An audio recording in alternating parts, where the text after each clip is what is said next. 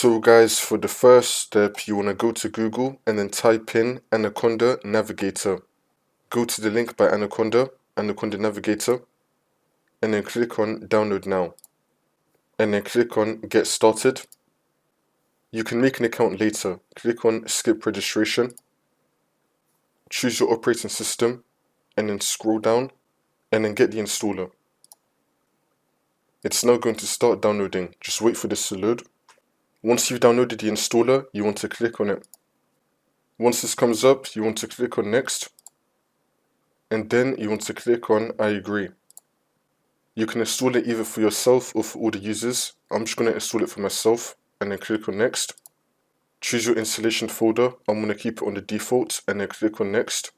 You can read through these options and you can tick them if you want to. For me personally, I'm just going to keep it how it is, and then click on Install. It's now going to start installing. Now once that's been done, you want to click on Next, and then click on Next again.